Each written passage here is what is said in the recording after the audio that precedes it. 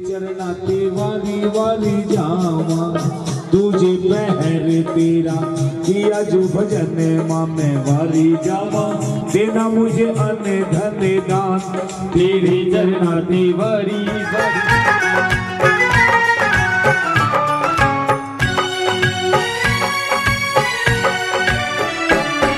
मेरी अखियों के सामने ही रहना ओ शेरों वाली जगदम्बे। मेरी अखियों के सामने ही रहना ओ शेरों वाली जगदम्बे। मेरी अखियों के सामने ही रहना ओ शेरों वाली जगदम्बे। मेरी अखियों के सामने ही रहना ओ शेरों वाली जगदम्बे। हम तो हैं चाकर मैया तेरे दरबार के। हम तो हैं चाकर मैया तेरे दरबार के। हम तो हैं चाकर मैया तेरे दरबार के। हम तो हैं चाकर मैया तेरे दरबार के। ओ भूखे हैं हम तो मैया, भूखे हैं हम तो मैया बस तेरे प्यार के। मेरी अखियों के सामने ही रहना ओ शेरों वाली जगदम्बे। मेरी अखियों के सामने ही रहना ओ शेरों वाली जगदम्बे। मेरी अखियों के सामने ही रहना माँ शेरों वाली जगदम्बे। मेरी अखियों के सामने ही रहना माँ शेरों वाली जगदम्बे। विनती हमारी भी अब करो मंजूर माँ। विनती हमारी भी अब करो मंजूर माँ। विनती हमारी भी अब करो मंजूर माँ। विनती हमारी भी अब करो मंजूर माँ। ओ चरणों से हमको कभी, चरणों से हमको कभी करना ना दूर माँ। मेरी अखियों के सामने ही रहना माँ शेरों वाली जगदम्बे। मेरी अखियों के सामने ही रहना माँ शेरों वाली जगदम्बे। मेरी अखियों के सामने ही रहना माँ शेरों वाली जगदम्बे। मेरी अखियों के सामने ही रहना माँ शेरों वाली जगदम्बे। मुझे जान के अपना ही बालक सब भूल तू मेरी भुला देना। मुझे जान के अपना ही बालक सब भूल तू मेरी भुला देना। माँ मुझे जान के अपना ही बालक सब भूल तू मेरी भुला देना। मुझे जान के अपना ही बालक सब भूल तू मेरी भुला देना। ओ शेरों वाली जगदम्बे, ओ शेरों वाली जगदम्बे आंचल में मुझे छुपा लेना। मेरी अखियों के सामने ही रहना माँ शेरों वाली जगदम्बे। मेरी अखियों के सामने ही रहना माँ शेरों वाली जगदम्बे। रानी से स्वप्न के बारे में जिक्र किया, कहा कि रानी रात मैंने माँ को सपने में देखा है। माँ ने मुझे वरदान दिया है हमारे यहाँ एक नहीं दो संतान होंगी। बोले सच्चे दरबार की। 1 साल के बाद रानी ने सुंदर सी कन्या को जन्म दिया। पूरे राज्य में खुशियां मनाई, मिठाइयां बंटवाई। राजा ने पंडित जी को बुलवाया। पंडित जी ने आकर कन्या को देखा। राजा ने कहा पंडित जी जल्दी से इस कन्या का नामकरण कीजिए, ये मेरी आंखों का तारा है। बोली सच्चे दरबार की। पंडित जी ने कहा राजन ये कन्या आपकी आंखों का तारा नहीं, पूरे नगरवासियों की आंखों का तारा है और इसीलिए इस कन्या का नाम आज से तारा है। सच्चे दरबार की। 2 साल के बाद रानी ने दूसरी कन्या को जन्म दिया। पहली कन्या के मुकाबले दूसरी कन्या का रंग सांवला था और उसके मुख पर चेचक के दाग थे। रानी कन्या को देखते ही डर गई। तुरंत राजा को बुलवाया। राजा भी कन्या को देखकर हैरान रह गए। पंडित जी को बुलवाया। पंडित जी ने आकर कन्या को देखा। कन्या की जन्म कुंडली देखी, चक्कर काट रही है। पंडित जी ने कहा राजन जितनी जल्दी हो सके इस कन्या को अपने राज्य से कहीं दूर भेज दो। यदि कन्या आपके राज्य में रही तो आपका राज्य नष्ट हो जाएगा। राजा ने कहा पंडित जी बड़ी कन्या के मुकाबले छोटी कन्या का रंग सांवला और भाग्य भी अलग, ऐसा क्यों?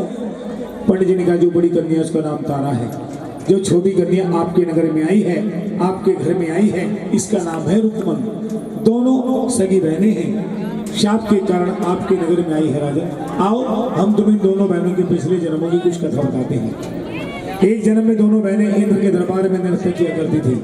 बड़ी का नाम छगन, छोटी का मगन। एक रोज वहां पर एक ऋषि आ गए। सभी देवता अपना स्थान छोड़कर खड़े हो गए, मगर ये दोनों बहनें नृत्य करने में तमगन थी। इनको मालूम नहीं रहा वहां पर कौन आ गया। ऋषि ने इनको शाप दिया कि जाओ मृत्यु लोक में जाओ और वहां पर जाकर अपना जीवन व्यतीत करो। बोली सच्चे दरबार की। मृत्यु लोक में आने के बाद छोटी बहन ने कपिला गाय के रूप में जन्म लिया। जंगल में चरती फिर रही थी, प्यास के कारण व्याकुल थी। एक ऋषि तपस्या में बैठे हुए थे।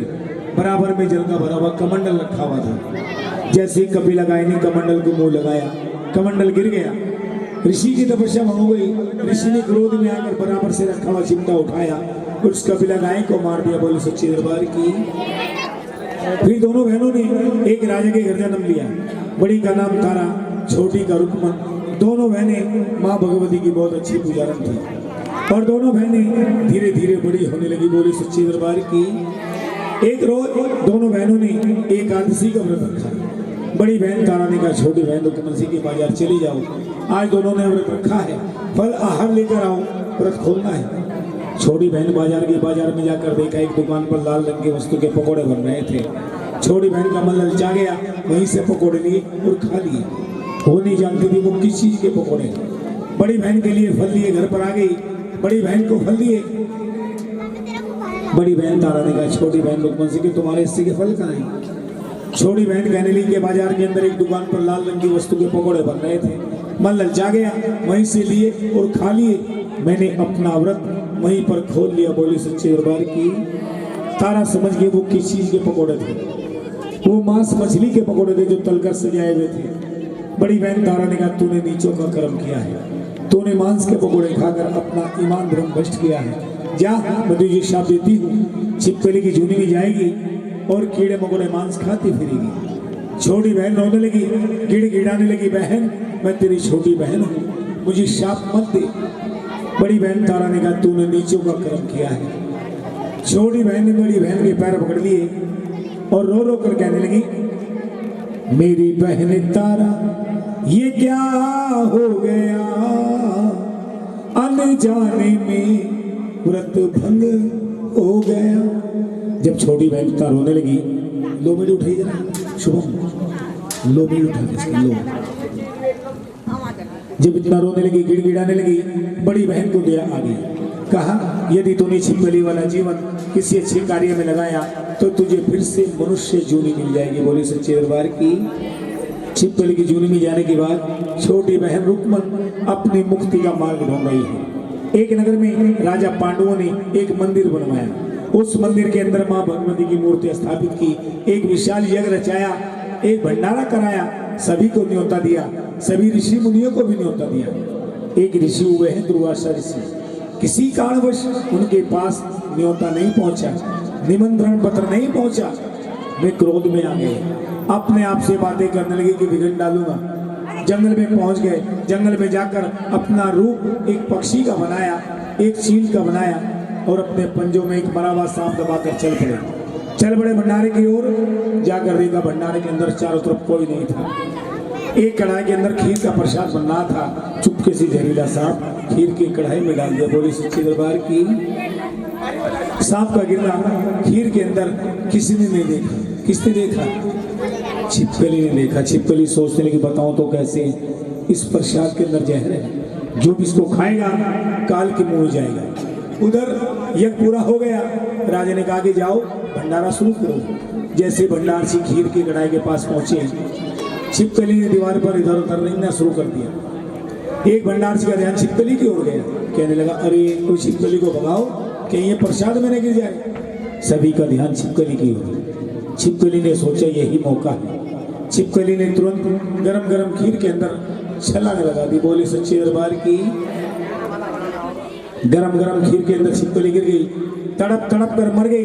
भंडार से देखकर हैरान रह गए, आपस में बातें करने लगे अरे अनर्थ हो गए।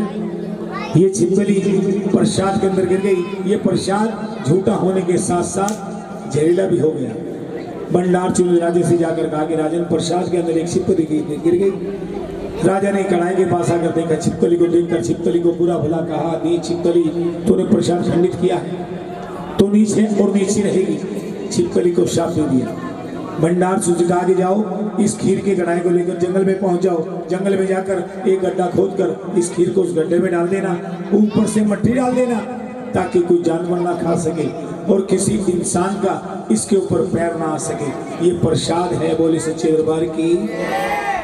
भंडार से खीर की कढ़ाई को लेकर जंगल में पहुंचे, जंगल में जाकर एक गड्ढा खोदकर जैसे खीर को डालने लगे, नीचे से मरे हुए सांप का पंजर देखकर हैरान रह जाते हैं, पूरी कहानी समझ में आ जाती है, आपस में बातें करते हैं, अरे इस छिपकली ने तो हमारी जान बचाई है, यदि आज ये छिपकली हमारी आंखों के सामने ना गिरती तो हमें क्या मालूम था इसके अंदर पहले से एक जहरीला सांप पड़ा हुआ है। भंडार सिंह राजा के पास पहुंचे, राजा ने आपने छिपकली को बुरा भला कहा, आपने छिपकली को शाप दिया, उस दिन वही छिपकली ने हमारी जान बचाई है। प्रसाद के अंदर पहले से एक जहरीला सांप पड़ा हुआ था। राजा सोच में पड़ गए, छिपकली के लिए फरियाद करने लगे, माँ के मंदिर में पहुंच गए। मंदिर में जाकर माँ से प्रार्थना की, माँ से कहा, माँ मैंने जितना भी यश कमाया है इस निर्मोही छिपकली को लग जाए, मेरा शाप झूठा पड़ जाए। माँ के भवन से आकाशवाणी हुई कि राजन अभी अभी आप यज्ञ पूरा करके उठे हो और आपने छिपकली को शाप दिया है, आपका शाप लग चुका है। अगर आप प्रायश्चित कर रहे हैं इसको एक वरदान मिल सकता है, इसका जन्म ऊंचे घराने में होगा मगर पालन पोषण नीचों के यहाँ होगा। बोले सच्चे दरबार की, अच्छे दरबार की। ये कथा पंडित जी राजा को सुना रहे थे। पंडित जी ने कहा ये वही कन्या है, शाप के कारण आपके नगर में आई है, जितनी जल्दी हो सके इस कन्या को अपने राज्य से कहीं दूर भेज दो। यदि ये कन्या आपके राज्य में रही तो आपका राज्य नष्ट हो जाएगा। राजा ने कहा पंडित जी ऐसे नष्ट कैसे हो जाएगा? पंडित जी ने कहा इस कन्या को अपने राज्य से कहीं दूर भेज दो। राजा ने कहा कैसे दूर भेज दो अपने कलेजे के टुकड़े को? पंडित जी ने कहा उपाय बताते हैं, एक लकड़ी का बक्सा बनवाओ, उसे हीरे जवाहरात से जड़ दो, मखमल का गद्दा बिछाओ, कन्या को उसमें लिटाओ, पानी में बहा दो, जहां पर उसका भाग्य होगा पहुंच जाएगी। राजन ये जिंदा रहेगी, इसका पालन पोषण कहीं और होना है। बोले सच्चे दरबार की। राजा ने ऐसा ही किया, लकड़ी का बक्सा बनवाया, हीरे जवाहरात से जड़ दिया, मखमल का गद्दा बिछाया, कन्या को उसमें लिटाया, पानी में बहा दिया। बक्सा बहता हुआ जा रहा है, एक नगर से दूसरे नगर से होता हुआ कई नगर पार कर चुका। एक नगर में जाकर किनारे पर अटक गया। सुबह का वक्त, भोर का वक्त, पंडित जी स्नान करने के लिए आए। दूर से देखा आज तो किनारे पर जगमग जगमग हो रही है। पास जाकर देखा बक्सा है, ऊपर सोना चांदी हीरे जवाहरात जड़े हुए हैं, अंदर न जाने क्या होगा। बक्सा पकड़ने का प्रयास किया, बक्सा उनसे दूर जाने लगा। पंडित जी आगे बढ़े, बक्सा पकड़ने लगे, बक्सा और दूर जाने लगा। पंडित जी पानी के अंदर नहीं गए क्योंकि पंडित जी को तैरना नहीं आता था और पानी का भाव भी तेज था और लालच बुरी बला। दूसरे किनारे पर एक भील जिसका काम था मछली पकड़ना और बेचना, अपना जाल डाले हुए थे। पंडित जी ने भील को आवाज लगाई, ए भील भैया तेने किधर आना? भील ने सोचा और दिन तो पंडित जी कहा करते थे हमसे दूर, यदि तुम्हारी परछाई हमारे ऊपर पड़ गई तो हमें स्नान करना पड़ेगा। आज पंडित जी बुला रहे, क्या बात है? भील पंडित जी के पास पहुंचा, पंडित जी प्रणाम। पंडित ने कहा देखो भील, पानी के अंदर बक्सा बहता हुआ जा रहा है, उसे निकाल कर लाओ, जो कुछ होगा आधा आधा बांट लेंगे। बोले सच्चे दरबार की। भील ने छलांग लगाई, बक्सा पकड़कर बाहर ले आए। जैसे बक्से को खोला, बक्से के अंदर सांवले रंग की कन्या अपने पैर का अंगूठा पकड़कर चूस रही है। भील ने देखा बक्से के अंदर कन्या है। पंडित देखा बक्से के अंदर कन्या है। पंडित जी कहने लगे देखो भील, बक्सा पहले मैंने देखा है, इसलिए पहली मांग मेरी है। भील ने कहा पंडित जी पहली मांग आपकी है, मगर ये कन्या मेरी झोली में डाल दीजिए। पंडित जी कहने लगे कितना अभागा है, महंगाई के जमाने में कन्या को मांग रहा है।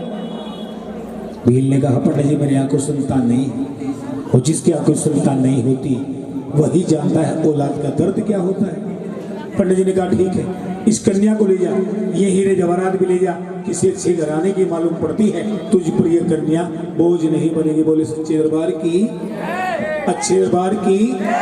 भील कन्या लेकर घर पर आ गया। जैसे भील की पत्नी ने देखा, कहने लगी किसका बच्चा उठाकर लाए हो, किसकी गोद सूनी करके आए हो? भील ने पूरी कहानी बताई, किस तरह से कन्या बक्से से यहाँ तक आई। भील और भील की पत्नी कन्या को पाकर खुश हो गए। बोले सच्चे दरबार की।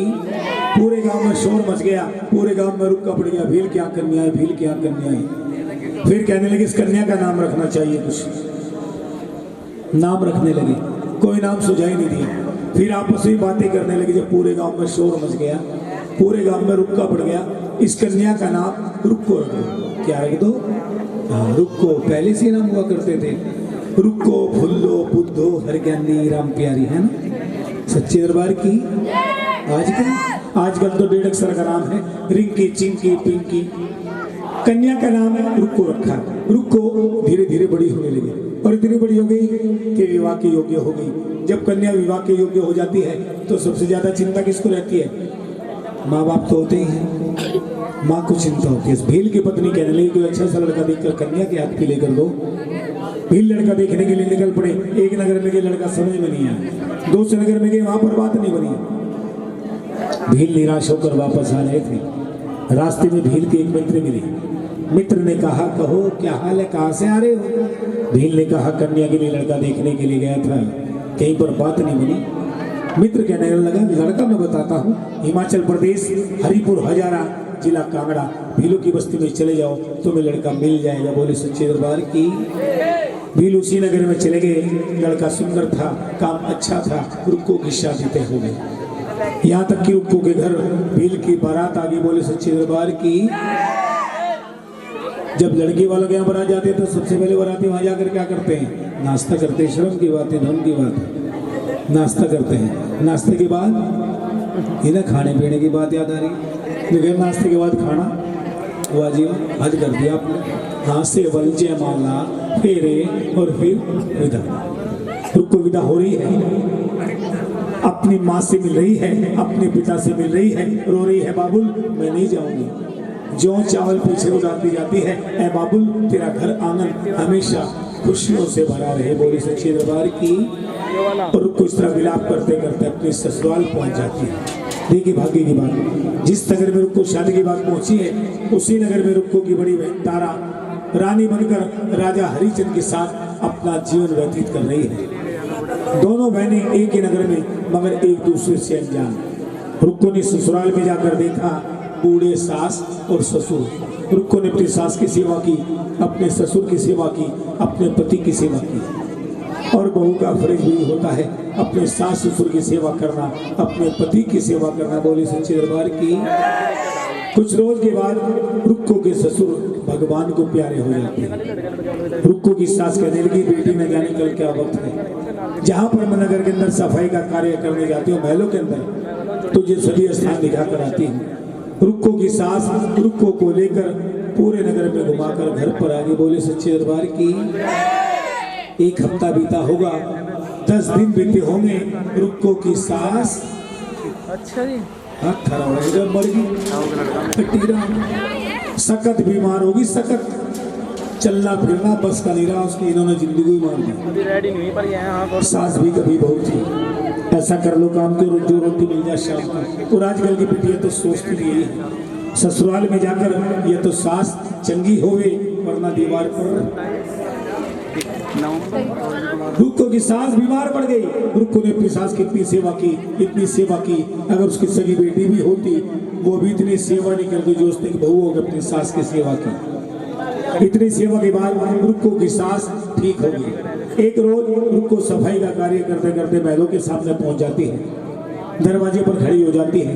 देखते हैं महलों के अंदर भक्त बैठे हैं, न जाने किस देवता की पूजा कर रहे हैं। सामने आग जला रखी है। रुक्को दरवाजे पर बैठ जाती है। महलों के अंदर रानी तारा भक्तों के साथ मिलकर माँ का कीर्तन कर रही थी। रानी तारा माँ की सच्ची पुजारन थी। नवरात्रों के 5 दिनों में माँ के व्रत रखा करती थी। यहाँ पर कितने भगत हैं जो नवरात्रों के 5 दिनों में माँ के व्रत रखते जा रहे हैं? हाथ उठाना भाई वाह, ठीक है नीचे कर दीजिए। जानते हैं कि व्रत कैसे होते हैं? इधर नवरात्रे शुरू हुए, उधर बाबूजी को थैला पकड़ा दिया, लो जी 5 किलो कुट्टू का आटा, 2.5 किलो सामक के चावल, 2.5 किलो मावा और 5 किलो आलू, केले पेड़े दूध वाला बताया हो भाई। जब तक नवरात्रे चलेंगे 2 किलो दूध फालतू देके जाइए। सुबह तक शाम तक कुट्टू का आटे की पकौड़ी, सामक के चावल की खीर, केले पेड़े, 2 गिलास दूध पी के हमारे बस का नहीं था काम। हम तो 9 के 9 दिन बढ़ते रहे। मजाक वाली बात नहीं है। नवरात्रि आगे भी आएंगे, नवरात्रों से पहले वजन तोल लेना, नवरात्र की बात तोल के देखना, 2 किलो बड़ा पाओगे, घटना का नहीं बिल्कुल भी। और बहन जी आपका तो घटाव भी दिखाई दे रहा।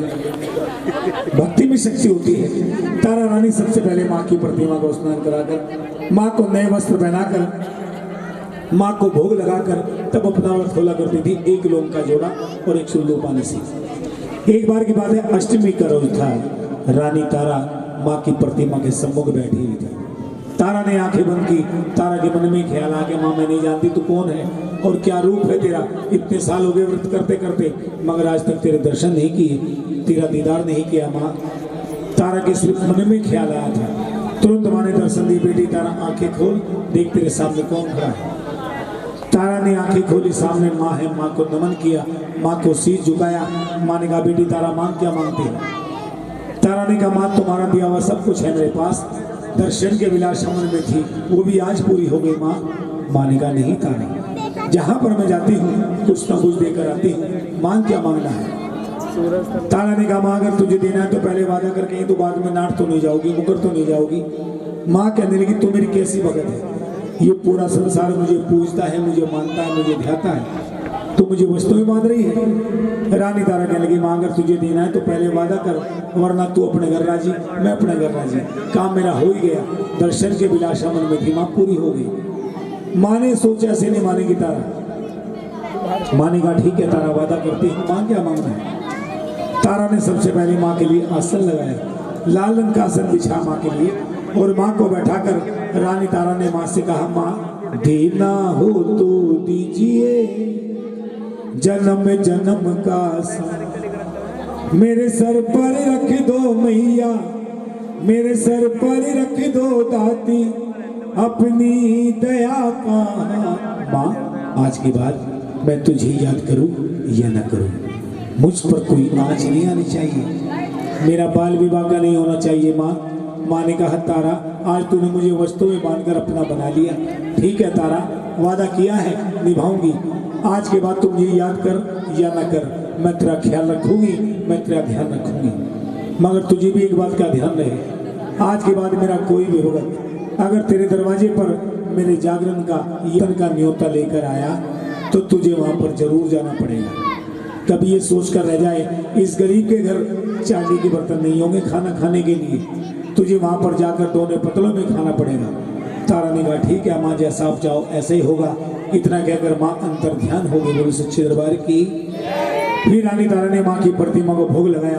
भोग लगाने के बाद से भक्तों को प्रसाद बांटा। प्रसाद बांटते बांटते जैसे ही तारा दरवाजे पर पहुंची, वहां जाकर देखती यहाँ पर कौन सो रहा है। आवाज लगाती है, ए बहन कौन है तू और कहाँ से आई है। रुक्को की आंखें खुलती है, कहती है, रानी जी मैं आप ही के नगर में रहती हूँ, भीलों की बस्ती में रहती हूँ, मेरा नाम रुकमन है और प्यार से मुझे रुक्को कहते हैं। सच्चे दरबार की।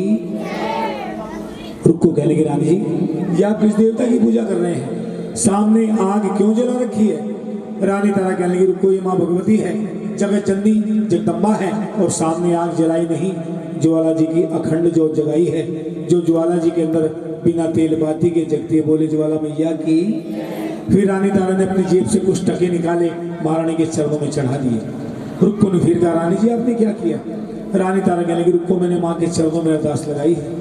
इसके करने से क्या होता है रानी जी, इसके करने से मनचाहा फल मिलता है। रुक्को कहने लगी, रानी जी अगर मैं माँ के चरणों में कुछ अरदास लगाऊं क्या मेरी मनोकामना पूरी होगी। रानी तारा कहने लगी, रुक्को अपनी जेब से कुछ टके निकाल, महारानी के चरणों में अरदास कर, तेरी मनोकामना अवश्य पूरी होगी। बोले सच्चे दरबार की। रुक्को ने अपनी जेब से एक चांदी का सिक्का निकाला, टका बोलते थे उसको, महारानी के चरणों में अरदास लगाई। माँ से कहा, माँ अगर तूने मुझे बेटा दिया तो मैं तेरा जागरण करवाऊंगी, अगर मुझसे जागरण भी ना हो सका तो मैं तेरा कीर्तन जरूर करवाऊंगी। माँ महारानी के चरणों में रुक्को अरदास लगाकर अपने घर पर आगे। बोले सच्चे दरबार की।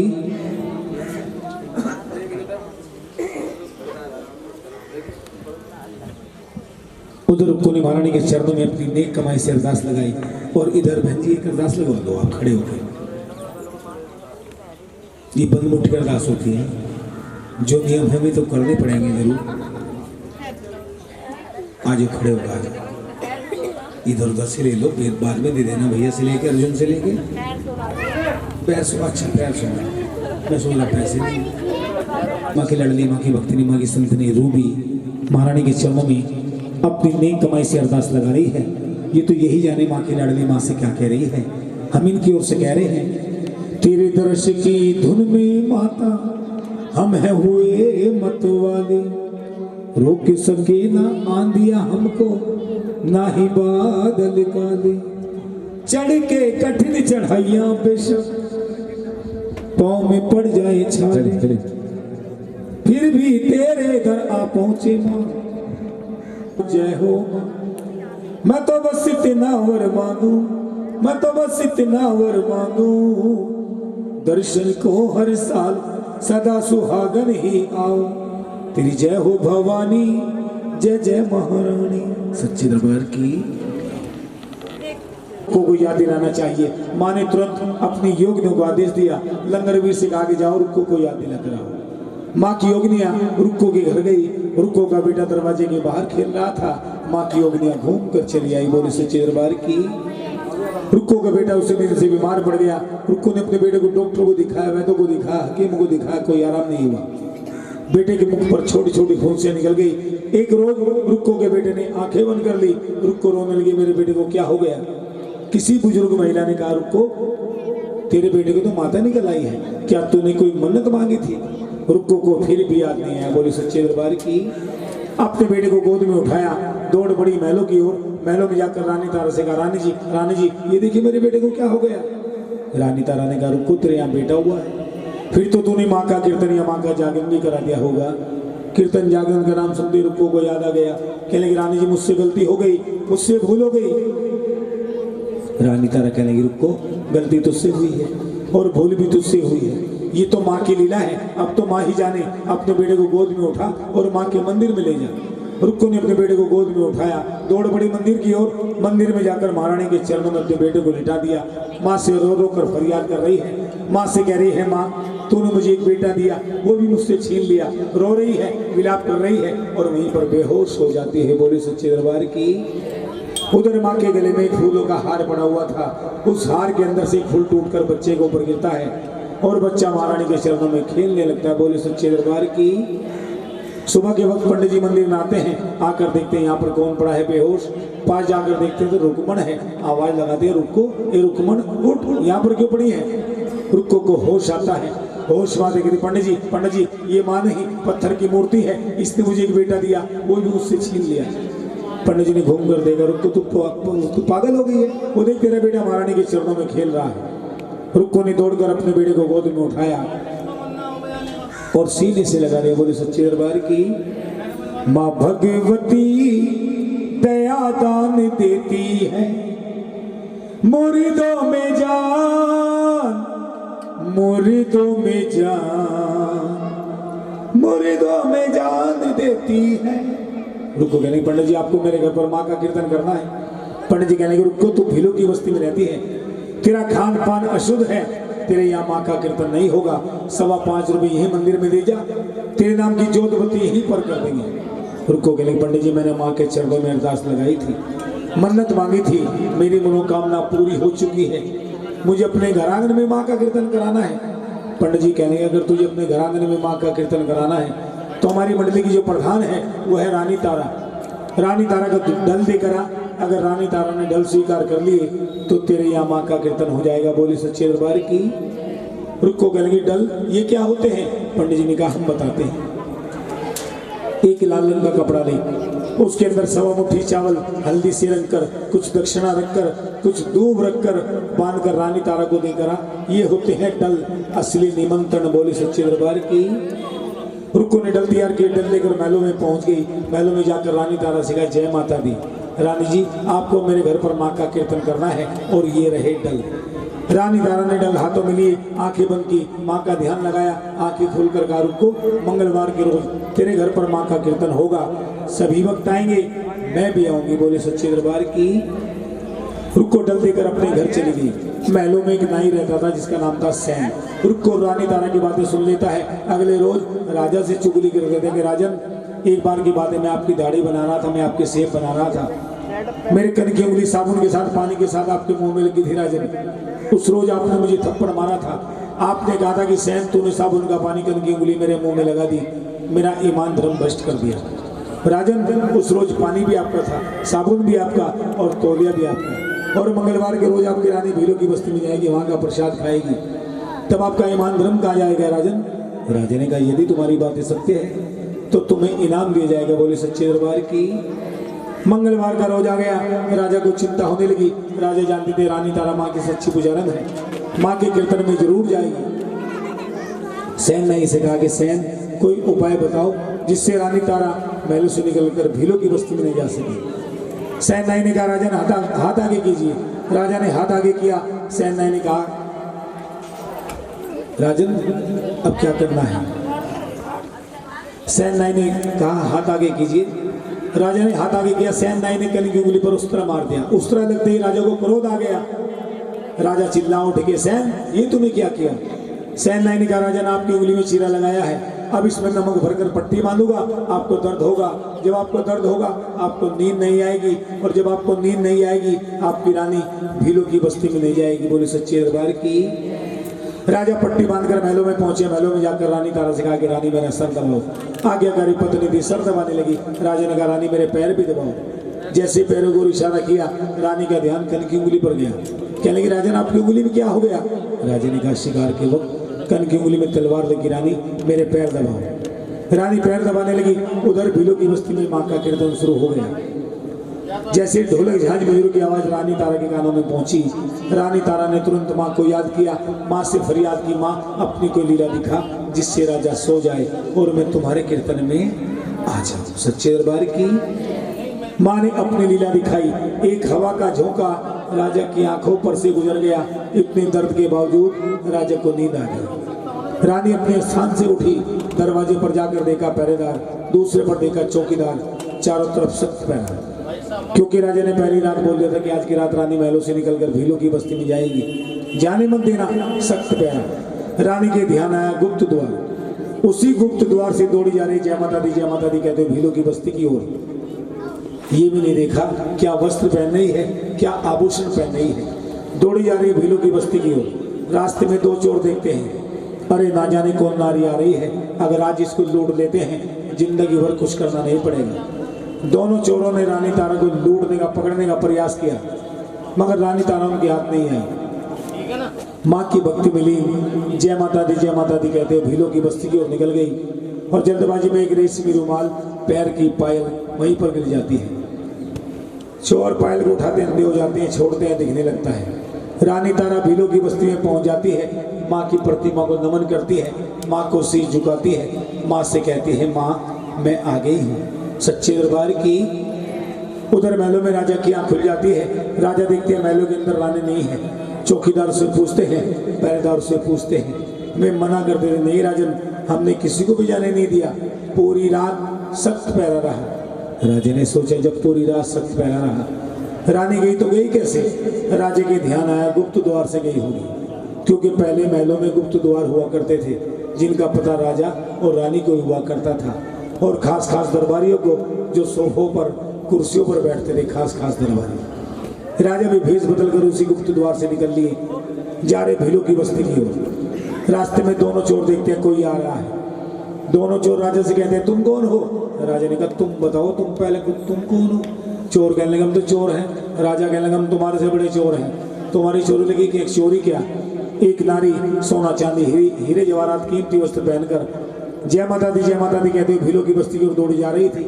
हमने लूटने का पकड़ने का प्रयास किया, हमारे हाथ नहीं आई। जल्दबाजी में रुमाल पायल यहाँ पर गिर के उठाते हैं, अंधे हो जाते हैं, छोड़ते हैं, दिखने लगता है। राजा ने देखा पायल तो रानी की। राजा ने अपनी जेब से कुछ असरफियाँ निकाली, चोरों से कहा ये असरफियाँ ले लो, ये पायल मुझे दे दो। किधर गई है वो नारी? चोरों ने कहा भीलों की बस्ती की ओर गई है। राजा उसी दिशा में चल देते हैं जिधर से ढोलक झांझ मजूर की आवाज आ रही थी। जाकर देखते हैं लकड़ी का दरवाजा है, दरवाजा बंद है, दरवाजे के बीच झरोके हैं। राजा झांक कर देखते हैं सभी भक्त बैठे हैं, सबसे आगे रानी तारा बैठी है। रानी तारा रुको से कहने की रुको जल्दी से मेरी माँ की आरती उतार, मेरी माँ को भोग लगा। महलों में राजा सो रहा है, कहीं राजा जाग न जाए। अमित जी भोग का नाम सुनते रुको कहने की भोग किस चीज का भोग? रानी जी आपने मुझे भोग के बारे में नहीं कहा। रानी तारा कहने की रुको, जब माँ को बुलाते हैं, माँ को भोग लगाते हैं। किस चीज का भोग लगाना है रानी जी? रानी तारा कहने की जो भी तेरे घर के अंदर है जल्दी से लेकर आ। रुको भीलों की बस्ती में रहती थी, मछली पकड़ते थे, बेचते थे, यही कर्म था रुको का, अशुद्ध कर्म था। घर के अंदर जाकर देखा काले रंग का बकरा बंधा हुआ है। भक्तों ने छेने उठाए, बकरे के टुकड़े टुकड़े किए, प्रांत में से जाकर महारानी के चरणों में लाकर रख दिया। सच्चे दरबार की रानी तारा ने उसी का भोग माँ को लगा दिया। भोग लगाने के बाद सबसे पहले रानी तारा की झोली में प्रसाद डाला, फिर सब भक्तों को प्रसाद बांटा। भक्त लोग कहने लगे प्रसाद हम नहीं खाएंगे। क्यों नहीं खाओगे भक्तों? रानी तारा ने झोली में प्रसाद लिया है मगर उसको खाए नहीं। रानी तारा कहने लगी भक्तों जो प्रसाद मैंने अपनी झोली में लिया है अपने राजे के लिए लिया है, मुझे दोबारा मिलेगा मैं तब खाऊंगी। रानी तारा को दोबारा प्रसाद दिया और रानी तारा ने प्रसाद को झूठा किया।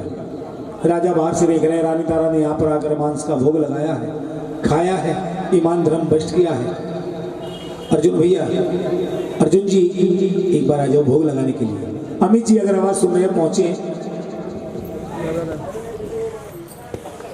राजा बाहर से देख रहे हैं, रानी तारा ने यहाँ पर आकर मांस का भोग लगाया, खाया है, ईमान धर्म भ्रष्ट किया है।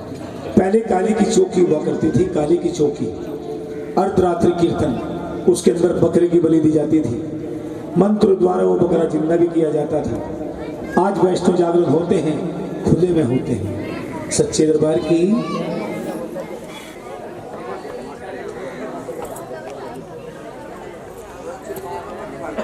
दरवाजा खोलकर चिल्ला कर कहा गया ठहर जा तारा। बताइए दोनों में से सच कौन बोल रहा है? दोनों सच बोल रहे हैं। क्यों?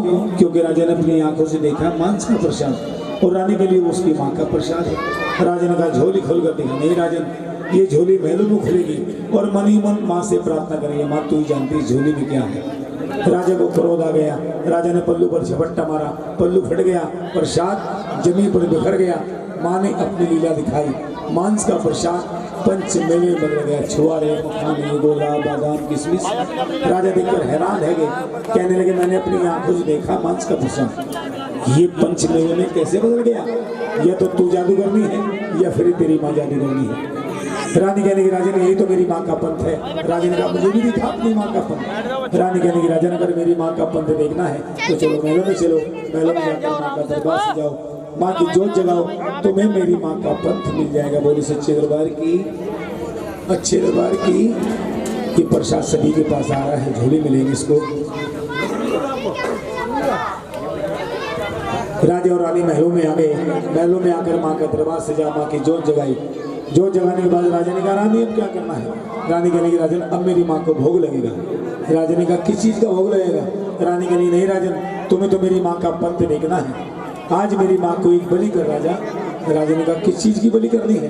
रानी कहने की जो भी तुम्हें अपनी जान से भी ज्यादा प्यारी चीज है उसी की बलि कर। राजा को अपनी जान से भी ज्यादा प्यारी चीज क्या थी? नीली रंग का घोड़ा। घुड़साल से घोड़े को बुलवाया, उसके टुकड़े टुकड़े किए, महारानी के चरणों में लाकर रख दिया। बोले सच्चे दरबार की। रानी कहने की राजन ये तुमने क्या किया? एक बेजुबान जानवर को मार डाला राजा, इसका पाप तुम्हें अवश्य लगेगा, अच्छा नहीं किया तुमने। राजा ने कहा रानी ये घोड़ा मुझे अपनी जान से भी ज्यादा प्यारा था, मैंने इसकी बलि की है। रानी कहने की राजन तुम्हें अपनी जान से भी ज्यादा प्यारी चीज एक और है, तुम्हारा बेटा रोहतास, जिसे तुम प्यार से सुंदर भी कहते हो। रोहतास का नाम सुनते ही राजा चिल्ला उठे कि रानी तू मां नहीं तू डायन है। अरे डायन भी घर छोड़ देती है मगर तू अपने गिलौते बेटे को मारने पर तुली है। रानी कहने की राजन आज रोहतास मेरा बेटा नहीं वो तुम्हारा बेटा है, बुला अपने बेटे को। राजा और रानी की बातें सुनकर बेटा भी दौड़ा चला आता है। बेटे को देखकर राजा कहते मेरे बेटे मेरे रोहतास ये देख रानी क्या कह रही है। बेटे ने कहा ठीक ही तो कह रही है पिताजी। आज्ञा करी पुत्र था, हाथ जोड़कर खड़ा हो गया और कहने लगा सामने खड़ा हूँ हाजिर, प्रेम से विसार दो, जिन हाथों से पाला पिताजी उन्हीं हाथों से मार दो। राजा ने अपनी आंखों पर पट्टी बांधी और तलवार चला दी। देख लो रे दुनिया वालों, राजा ने कमाल किया, बांध के आंखों पे पट्टी, बेटे को हलाल किया। कहे बुंदू मेरी मेरी आंखों में उजाड़ दो, जिन हाथों से पाला पिताजी उन्हीं हाथों से मार दो। बेटे के टुकड़े टुकड़े किए, कढ़ाई में चढ़ा डाला, जलाई आग तो प्रसाद बना डाला। बेटे के मांस का हलवा बन गया, घोड़े के मांस के चने बन गए। राजा ने कहा ले तारा मना ले अपनी माँ को, रिझा ले अपनी माँ को। रानी कहने की राजन इन टुकड़ों को उठाओ, एक कढ़ाई में चढ़ाओ और उनका प्रसाद बनाकर लाओ। राजा ने बेटे के मांस के टुकड़े, घोड़े के मांस के टुकड़े कढ़ाई में चढ़ाए, उनका प्रसाद बनाया। रानी कहने की राजन अब ये प्रसाद 5 थालों में सजा कर लाओ। राजा रानी से कहने की रानी अगर आज मेरा बेटा मेरा घोड़ा जिंदा ना हुआ तो मैं तुझे भी जिंदा नहीं छोड़ूंगा। रानी कहने की राजन तुम तो मेरी माँ का पंथ देखना चाहते थे, मेरी माँ का पंथ ऐसे नहीं मिलेगा, खंडे वाली धार है राजा, जैसे मैं कहती हूँ वैसा करो। इस प्रसाद को 5 थालों में सजाओ, पहला थाल उठाओ और मेरी माँ शेरावाली के चरणों में लाकर रख दो। सच्चे दरबार की, अच्छे दरबार की। राजा ने प्रसाद को 5 थालों में सजाया। चांद इसका मुखड़ा है, ले तारा नैन तारे का जनाजा लेके आया हूँ। ले तारा मना ले अपनी माँ को, रिझा ले अपनी माँ को। राजा ने पहला थाल माँ शेरावाली के चरणों में लाकर रख दिया। बोले सच्चे दरबार की। रानी कहने की राजन अब दूसरा थाल उठाओ। राजा ने दूसरा थाल उठाया। रानी कहने की राजन ये दूसरा थाल तुम्हारे नीले रंग के घोड़े के लिए है, घुड़साल के अंदर जाओ, अपने नीले रंग के घोड़े को खिला कर आओ। राजा दूसरा थाल लेकर घुड़साल के अंदर पहुंचे। नीले रंग का घोड़ा राजा को देखकर हिन हिना कर खड़ा हो गया। बोले सच्चे दरबार की। राजा ने सोचा कि मैं घोड़े के वियोग में मर ना जाऊं। रानी ने इस रंग का घोड़ा लाकर यहाँ पर बांध दिया। रानी के पास पहुंचे। रानी कहने की राजन अब तीसरा थाल उठाओ। राजा ने तीसरा थाल उठाया। रानी कहने की राजन ये तीसरा थाल तुम्हारे बेटे रोहतास के लिए है, बुला अपने बेटे को। रोहतास का नाम सुनते ही थाल हाथ से छूटते छूटते रह गया। राजा चिल्ला उठ के रानी कहां से आएगा मेरा बेटा, मैंने अपने बेटे को अपने हाथों से मारा है। रानी कहने की राजन जैसा मैं कहती हूँ वैसा करो, ये तीसरा थाल तुम्हारे बेटे रोहतास के लिए है, बुला अपने बेटे को। राजा तीसरा थाल हाथों में ले रहे हैं, भरे गले से अपने बेटे को आवाज लगा रहे हैं आजा हो मेरे लाडले, मुझे तेरा इंतजार कब से खड़ा हो रहा हूँ मैं, तेरा खाना है तैयार। राजा की आवाज सुनकर बेटा थोड़ा थोड़ा चलाया। बोले सच्चे दरबार की। बेटे को देखकर राजा हैरान रह जाते, परेशान हो जाते। मेरे बेटे मेरे रोहतास, मैंने तो तुझे अपने हाथों से मारा था, तू जिंदा कैसे हो गया। बेटे ने कहा पिताजी आपने मुझे मारा कर, जब आपने आंखों पर पट्टी बांधी और तलवार चला दी, ये माँ कंजक रूप में आई, छोटी कन्या के रूप में आई और मुझे अपनी गोदी में उठा कर ले गई पिताजी। और पिताजी मैं तो केसर की बगिया में झूला झूल रहा था और आपका घोड़ा भी मुझे बगिया में घुमा रहा था। राजा ने कहा बेटे तो यहाँ तक कैसे आया। बेटे ने कहा पिताजी जब आप रो रहे थे, माँ ने कहा बेटे तुम्हारे पिताजी रो रहे हैं, चलो मैं तुम उनके पास लेकर चलती हूँ। माँ ने मेरी उंगली पकड़ रखी थी और मुझे लेकर यहाँ पर आ रही थी। माँ का एक पैर दरवाजे के अंदर था, दूसरा पैर दरवाजे के बाहर। आपने आवाज लगा दी आजा हो मेरे लाडले, मुझे तेरा इंतजार। माँ ने मेरी उंगली छोड़ दी पिताजी। राजा ने कहा बेटे माँ अंदर के नहीं आई। बेटे ने कहा पिताजी मैंने माँ से बहुत कहा महलों के अंदर चलो माँ, घर के अंदर चलो माँ। माँ ने कहा नहीं बेटे तुम्हारे पिताजी ने तुम्हें बुलाया है, मुझे नहीं बुलाया और बिन बुलाए मैं किसी के यहाँ नहीं जाती। राजा रानी से कहने की रानी माँ दरवाजे तक आई और वापस चली गई। एक बार माँ का दर्शन करा दे, माँ का दीदार करा दे, चाहे प्राण पखेरु उड़ जाए। रानी कहने की राजन अब भी तुम्हारे अंदर अहंकार है, अहंकार को त्याग दो, सच्चे मन से मेरी माँ को याद करो, तुम्हें मेरी माँ दर्शन देने के लिए जरूर आएगी। बोली सच्चे दरबार की। पुकार रहे हैं, माँ को याद कर रहे हैं। शेरावाली माँ अब दर्शन दे, धीरे बोले नहीं तो पड़ोसी आ जाए। तेरे द्वार पे माता हम खड़े, तेरे चरणों में माता पड़े। शेरावाली माँ अब दर्शन दे, दर्शन दे माँ दर्शन दे। शेरावाली माँ अब दर्शन दे, दर्शन दे माँ दर्शन दे। कर डाला था सनहा तलवार से, त्रिशूल से, कृपाण से, माँ बाण से, तूने शुभ निशुभ का मार के और महिषासुर संहार के। शेरावाली माँ अब दर्शन दे, दर्शन दे माँ दर्शन दे। शेरावाली माँ अब दर्शन दे। सच्चे दरबार की। राजा राजे ने सच्चे मन से माँ को पुकारा, माँ को याद किया। माँ कंजक रूप में, छोटी कन्या के रूप में आकर अपने दरबार में विराजमान हो गए। बोले सच्चे दरबार की।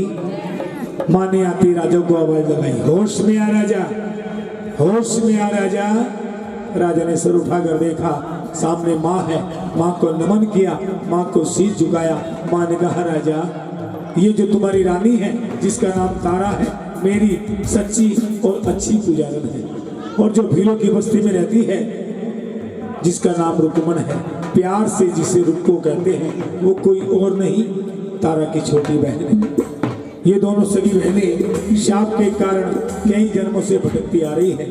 आज इन दोनों बहनों का मिलन हुआ है। राजा वरदान देती हूँ, जब तक धरती और आकाश रहेगा मेरी दासी तारा और रुक्मण का नाम रहेगा। कलयुग में भक्त लोग मेरे नाम का जागरण करेंगे। उस जागरण के अंदर जो भक्त मुझे सच्चे मन से नारियल की भेंट चढ़ाएगा उसकी सभी मनोकामना मैं पूरी करूंगी। सच्चे दरबार की। नारियल की भेंट क्यों चढ़ाते हैं माँ को, क्या मतलब है नारियल का? शीश का प्रतीक होता है नारियल। जिस तरह हमारे सर के ऊपर बाल होते हैं, नारियल के ऊपर भी ऐसे होते हैं। छील कर देखेंगे 3 निशान दिखाई देंगे। जैसे अंत समय में खोपड़ी में 3 निशान रह जाते हैं, अंदर सगत भाग होता है, खारा पानी होता है। सच्चे दरबार की। राजा ने दरबार से तिलक की कटोरी उठाई, पहले माँ को तिलक किया, फिर अपने बेटे को तिलक किया। माँ ने कहा, एक बात और सुन राजा, कलयुग में भक्त लोग मेरे नाम का जागरण करेंगे। उस जागरण के अंदर अगर मेरी दासी तारा और रुक्मण की कथा नहीं कही और तुम्हारा नाम नहीं आया उस जागरण के अंदर, तो जागरण में कभी स्वीकार नहीं करूंगी। बोले सच्चे दरबार की। माँ ने कहा, चौथा थाल तुम्हारा है और 5वां थाल मेरी दासी तारा का है। और मैं भक्तों को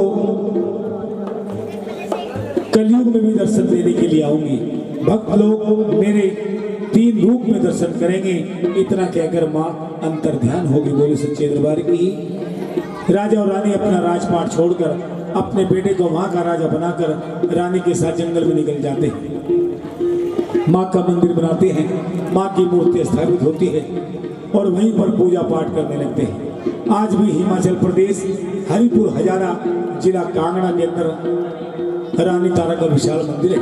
नवरात्रों के पावन दिनों में वहाँ 10 के 10 दिन मेला भरता है और आज भी माँ के दर्शन करते हैं। आज भी कलयुग में भी माँ हमें 3 रूप में दर्शन देती है।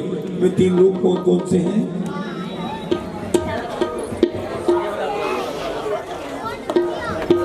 कलयुग में भी माँ के हम 3 रूप में दर्शन करते हैं। आज भी वे 3 रूप कौन कौन से हैं?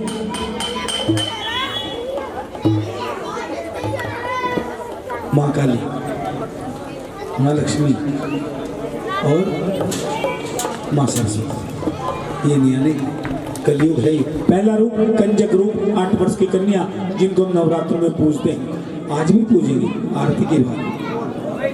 दूसरा रूप पवन रूपी हवा का झोंका जिसे हम महसूस करते हैं। और तीसरा रूप ज्वाला जी की अखंड ज्योत जिसके सहारे आज पूरी रात यहाँ पर बैठे हैं। आज आपके चारपाई, डबल बेड, बिस्तर आप इंतजार कर रहे होंगे, न जाने आज हमारे मालिक कहाँ गए, मगर बहुत अच्छी जगह बैठे हो महारानी के शब्दों में। इस एक रात का फल आपको अवश्य मिलेगा। बोले सच्चे दरबार की। क्योंकि इंसान को समय नहीं मिलता।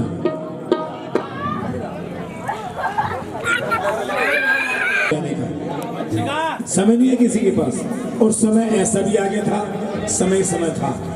भाई भाई को देखने के लिए तरस गया, बहन बहन को ये बोबो बिल्कुल नहीं, ये बहुत बुरी बीमारी चलती है। छींके बन गए, छींके जो उनसे डांगरों की बंद है।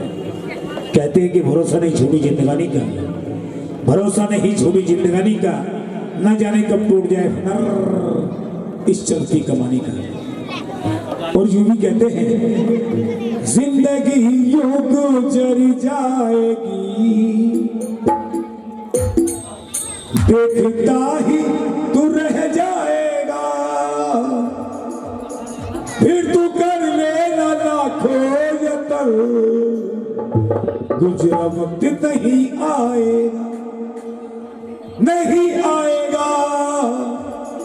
हस्तरेखा है किसने पढ़ी, नाम रट ले घड़ी दो घड़ी ओ द्वारे पे है मैया घड़ी राम निकली घड़ी दो घड़ी सच्चे वाली अच्छी लड़की देवी मैया की लाडले भवन की तारा और रुक्मणी की कथा, ये दो बहनों की कथा जहाँ से शुरू करते हैं वही कथा को विराम देते हैं। सभी बोलेंगे जय श्री दुर्गे आद भवानी, जय श्री दुर्गे आद। ऐसे बोलना जैसे घर के अंदर बोलती हो, सास के साथ बहू के साथ बड़े प्यार से ऐसे बोलना है। जय श्री दुर्गे आद भवानी, जय श्री दुर्गे आद, जय श्री दुर्गे आद।